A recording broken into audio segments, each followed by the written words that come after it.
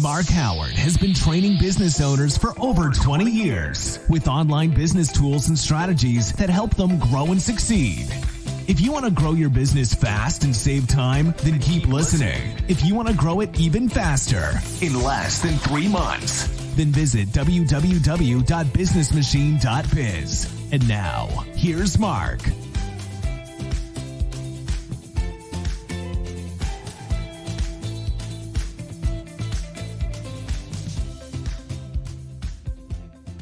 Good day, this is Mark Howard from the Business Machine, and in this episode I'm going to be talking to you about social media and some of the issues and problems that people have been having with their business on social media platforms over the last few months, some of the pitfalls that they've been having.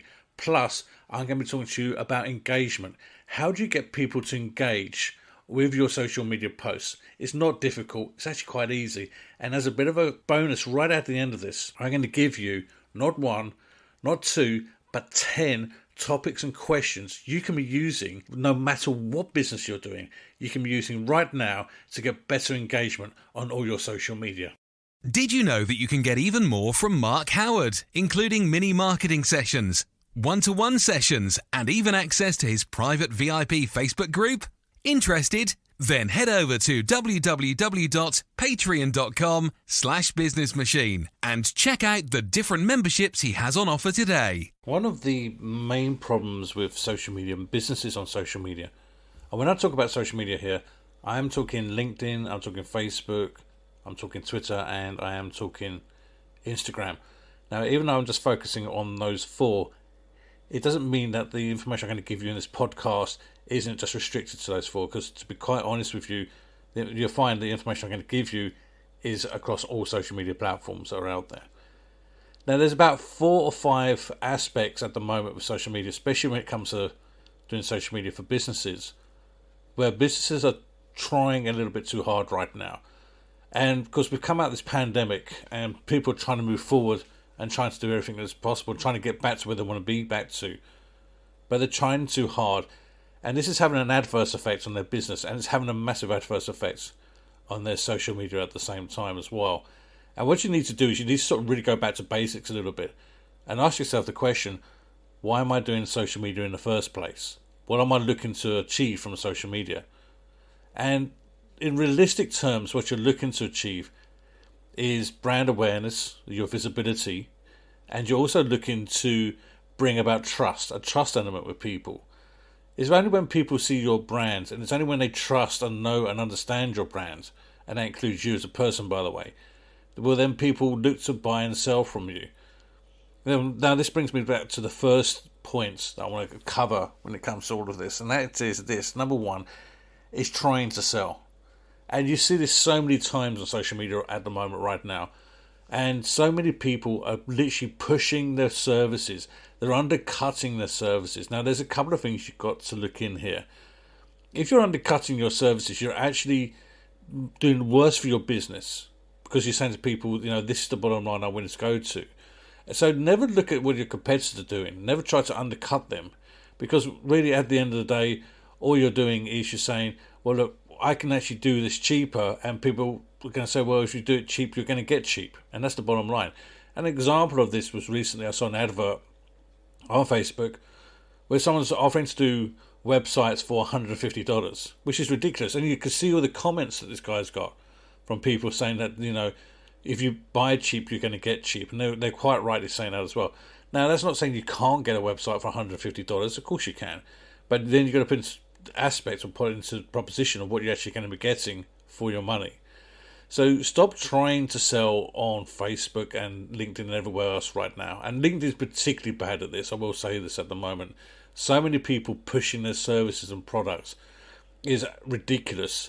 LinkedIn is meant to be a networking organization. It's meant to be about doing a lot of B2B. It's about bringing in new ideas, collaborations with people, that type of thing. It's not about trying to push and sell your services. And that's where people are going wrong right now on LinkedIn. So rather than trying to sell, here's the first top tip for you, by the way. Rather than trying to sell, what you need to be doing is you need to be advising. You need to be helping people. You need to be telling stories. You need to be showing people that you care, and you need to show people that you're the expert in your field because of what you do, and show them what you do as well. Now, it doesn't mean you give away all the information. I mean, like this podcast, for example, I can give you a lot of information, but I'm not going to give you a lot of information. I'm going to give you enough that you're going to be able to go away and start working on stuff. But it's not about giving away everything. It's about showing people that you understand and that you're the go-to person. So that's number one right now on social media. Stop trying to sell. It's not working. People are not going to buy from you. If you want to put this into another aspect, look at it this way. If you go onto Facebook right now, you're going to see a lot of adverts on there for different things at the moment. People saying buy this, buy this, buy that. The question is, are you going to go and buy those things right now? The answer is probably no. So if you're not going to buy them, why on earth is someone going to buy your products as well? They need to go through that whole process, that whole caring process. And if you're not doing that, then people really aren't going to be interested. The next section I want to just touch on, and like I said, I'm going to touch on all of this, and I'm going to start talking to you about engagement as well, and how we can bring engagement into your posts that you're going to be doing. The next one that comes across a lot, and I get this so many times at the moment, is link sharing. And you'll see this a lot. So I'm going to give an example of this. So you might see a post or an editorial, say maybe on the BBC. The BBC do some excellent blog posts, by the way. They do some excellent editorials. And you might see something, wow, that really does ring true for me and for my business. So what you would do is you go to your business page on Facebook, for example, or on LinkedIn, whatever you want to choose to do. And then you literally copy and paste that link in the post. You might put a few words around it, and then you click post, and that post has gone up with all the information. Now, you might think that's really good information, I'm helping people out here, but you're not. What you're actually doing is you're helping the BBC out. You're not helping yourself out. You might be giving some really good information there, but instead of just putting the link in, which is not really going to drive any traffic to your website, or rethink what's been going on. What drew you to that article in the first place? What aspects around it makes you think this would be really good for my business users, the people that follow my business? Why did you look at this article and think to yourself, yeah, I want them to understand or see this? And then instead of sharing that link, and it's going to take a little bit of time, but it's worth it, I promise you it's worth it. Instead of sharing that link out, go to your website and write a blog post around that article. What inspired you about the article in the first place? Like I said, you're just going to go and write a blog post about the article. And that's not saying you don't need to recognise the BBC for the article they've written. That's not saying you won't put a link back to the BBC from your blog post if you particularly want to. And you can even make it a no-follow link as well, which will also help, by the way, for your SEO. But what you can do is write the blog post around the article. And then instead of putting the BBC's blog post into your business page on Facebook, for example, you actually put your blog post in. And now what you're actually doing now is you're actually creating traffic to your website. And I have to be honest, this is one of the biggest things I've seen over the last couple of months. People sharing some fantastic articles from different organisations from around the world. News articles, updates, a lot of things have been going on. But that's all they're doing. And the trouble is, if you're just doing it, so is everybody else. So that one article might be shared 1,000 times, and the BBC is going to be thanking you all day long for driving traffic to their website for free for you doing it as well. So wouldn't it be better for you to actually have that traffic going to your website and not to the BBC? Okay, so that's the next thing. Number 3, lack of planning is the biggest thing on social media right now. People come along and think, right, I'm going to put something on Facebook, I'm going to do this, and they might drive themselves to do it for maybe 1 or 2 days, and then they don't do anything for like a week, they don't do anything for a month, and then they come back a month later and start putting stuff up, and all of a sudden they realise that, hey a minute, I've just lost 10% of my followers. And the reason you've lost the followers is because people follow you or follow your business because they're interested in what you've got to say. If you're not engaging with people on a daily basis or on a regular basis, then they're going to walk away. And the trouble is, you see this so often, or I see so often, is that people will put something up and then literally 3 months later they put something up later on and people have just gone. And they've gone, do you know what, this guy is not serious about his social media. Why am I even following him? So you need to be planning and you need to put together a proper social media plan. Now, it doesn't have to be to the nth degree of what you're going to be posting every single day. That's different. That's what I do for my customers. But what you need to do is have some idea of the kind of aspects or topics you're going to be doing. So let's break this down a little bit. Now, if you were to take the week, Monday through to Sunday, or Sunday through to Saturday, depending on how you want to do it. But if you were to take the week, what I would look at is what are the most important days of the week for posting. And the most important days of the week are Tuesday, Wednesday, and Thursday. That's it. Those are the three most important days. That's because people would tend to look at social media on those days more. Monday, they get into the office. They're going to be inundated with emails and work, so they're not going to be looking at it then. Saturday, they will be looking at it, but they won't necessarily be looking at it from a business point of view. So LinkedIn probably won't be as busy, for example. And Sunday, most people are down the beach or having a braai or whatever it is they're going to be doing. So they're not going to be looking at it then. So that brings back to your content. What do you post? So if you want to post and you haven't got a lot of time, then I'll just say to you, look, just post once on the Tuesday, Wednesday, and Thursday and have done with it. That's what I'm asking you to do, and that would be enough to get engagement through, even if you've just done it in those 3 days. Now, if you want to do like the Monday and the Friday, for example, then post on those days, but post things that won't take up a lot of time. So, for example, testimonials. You must have like a lot of testimonials. So put up a testimonial onto the Facebook page, for example, or wherever it's going to be. Put up the testimonial, and that on a Monday, people will pick up on that. It's not a great read. It's not a long read. It's very easy. Bang, that's your testimonial done. That's your Monday done. That's a 5-minute job. Friday, put up an inspirational quote, or put up something that's funny. Yeah, because it's Friday. The weekend's coming up. So let people have a bit of a laugh. Let people smile about something you found amusing. So by doing these, you can actually get a whole week out, and the Monday and the Friday ones are really easy. It's just the Tuesday and Wednesday and Thursday that you need to think about a little bit more. And what you need to do is just break that down. So if you've got a number of products or services, so like, I don't know, I could turn and say that every Tuesday I'm going to be talking about websites, every Wednesday I'm going to be talking about blogging, and every Thursday I'm going to be talking about podcasting. That's what I could be doing, for example, if they're the only 3 areas of my business I wanted to push. Or if you only want to be pushing one particular product or service throughout the year, and when I say push, you're not selling, by the way, you're advising, you're giving people information. Just remember that. When you're pushing that, you put those posts up, you can say, right, I'm just going to do podcasting. So you can just spend the whole month just talking about podcasting for those 3 days, but talking about different aspects, why people should be podcasting, for example, the advantages of it for the business, some of the tools, you can do reviews on some of the microphones you're using, the software you're using. There's so much you can do. It's not just restricted to the same boring things. So look at stuff that's going to help people, because if people want to get into podcasting, guess what? They want to be able to come to you and say, okay, what do I need to do to get podcasting? How do I need to get started? What's the things that I need to be aware of? What platform should I be using? What software should I be using to record it, for example? What's the best microphone? Do I need my own studio? There's so much you can do very quickly and easy just from one thing, and that can take a whole month, for example. Number 4 is lack of videos. Now, there's a lot of imagery going up, for example, and when I say imagery, I'm going to use that in the loosest possible term. One of the biggest bugbears I've got is when people go on to the stock places and they will download it. So rather than actually logging on or actually having an account on the stock, they'd right click on the image, and of course it's the image watermark through. Do you know how unprofessional that looks in your business right now? If you've got a stock image that's got a watermark running through the middle of it, it really is unprofessional, because it says a lot about what your business is not. So when you're doing imagery, get the right image. You don't have to have wording on it.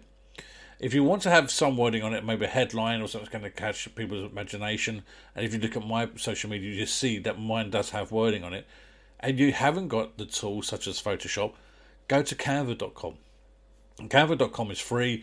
They've got loads of images in there already, and it's all formatted to the right size, for example, for the posting. But if you can't find something, there's plenty of free stock images systems out there that you can use. Go onto those, and then what you can do is you can download them. I actually pay for the images, because I think with my social media, I want my image to stand out, and I don't want the same thing to be going on. And the other thing I tend to do, because I can do photo manipulation, because I can do work in Photoshop, I will maybe buy 2 or 3 images, and then what I'll do is I'll actually take out bits of those images to make a completely brand new one. Now, somebody said not so long ago, well, surely with all the stock images, it's a bad thing to do, because when you've got so many stock images about, everybody's using the same stock image. Well, there are millions of stock images out there. So no, not everybody's using the same stock image. Yes, you may come across one or two people using the same one every now and again, but it's rare. Trust me, it is so rare that it's not going to bring much into it. But when it comes to bring your personality into your business, then I can't say any more than this. Don't be afraid to do video posts. Do a video post of you talking. If you're doing a review on something, if you're doing a review on a product, have the product there and talk about the product. Why is this product being used? Why are you doing it? And talk about the work, how you're doing the work. One of the things I used to do, and I don't do it so much, and I really should get back to doing it, is I used to have a Thursday live session on Facebook, so on Facebook Live, and I'll be on Facebook, and it was using StreamYard. So if you haven't used StreamYard before, have a look at it. And what I'll do is I'll connect my StreamYard up to my Facebook, and I'll be working, and people can actually see my screen and what I was working on. And I wouldn't be talking necessarily, I'll be talking about different bits and pieces, or sometimes I wouldn't be talking at all.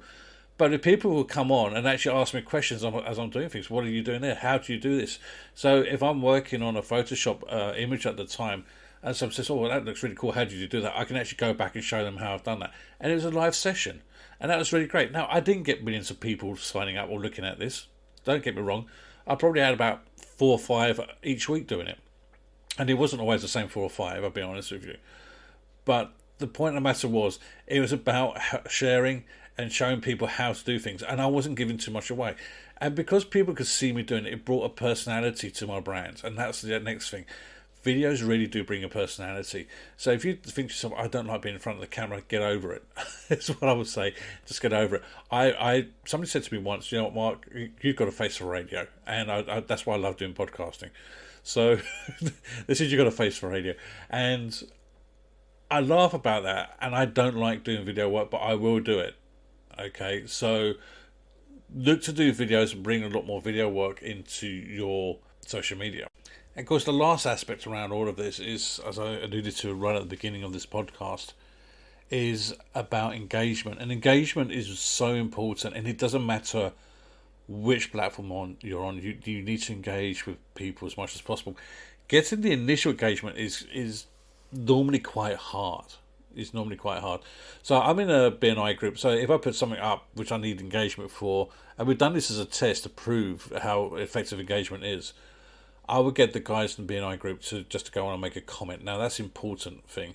But the most important thing is commenting, and getting people to actually comment on your posts will actually get more going out, get a further reach, for example, on your post than just liking it. That brings me to the next aspect. Rather than saying to people, can you like my post, don't use any of the other emotions. Instead, caring, sharing, love, support. I think there's one's called support on LinkedIn, for example. I use quite a lot.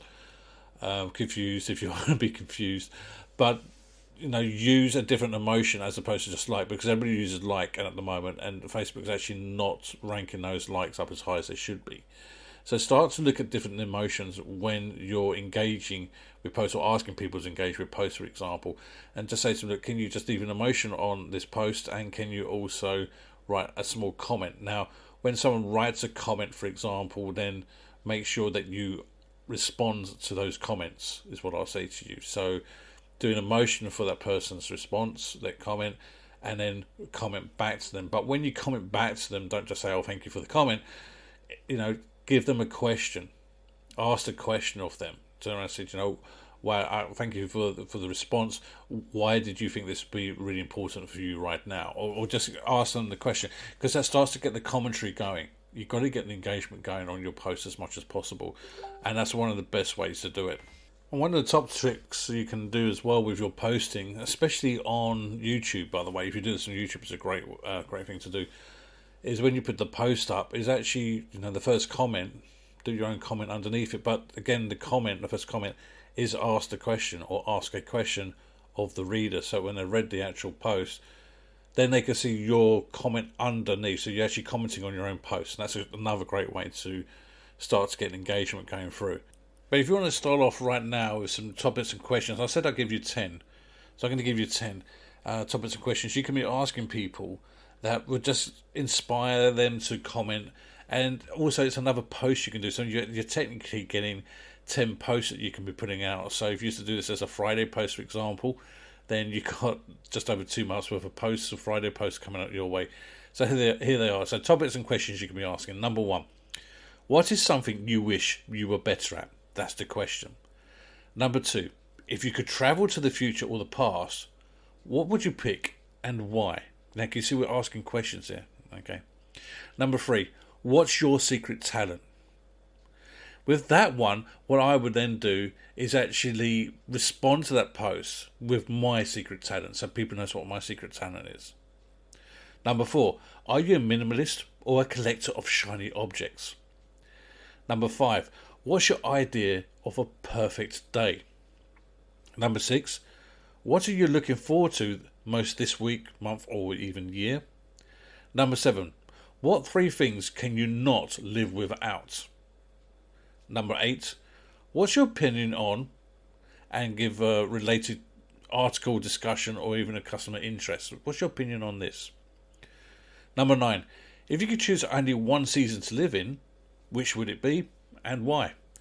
And number 10, what advice would you give your younger self? So there you go. You've got 10 topics and questions that you can be using right now in your business. And as I said, what I would look at, for example, is trying to get images that go with those questions. So for example, where I said, are you a minimalist or a collector of shiny objects? I would probably get a picture of a magpie taking some shiny objects or something along these lines. And I might even put on the picture, are you a magpie? ? It's just a way to engage people through. And remember, the moment someone responds to your posts, you need to comment, regardless if they responded to you in a negative way. You still need to comment back, but don't be derogative, don't be unkind, especially if it's negative. Don't be unkind to the person. Be professional about your approach, be professional about how you talk to them, and make sure that your posts are done on a regular time.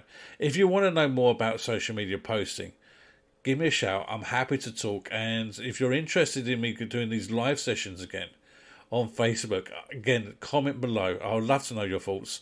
And if it's something you think is going to help you out. And like I said, these live sessions were pretty much, I might even do a live session whilst I'm doing podcasting, for example.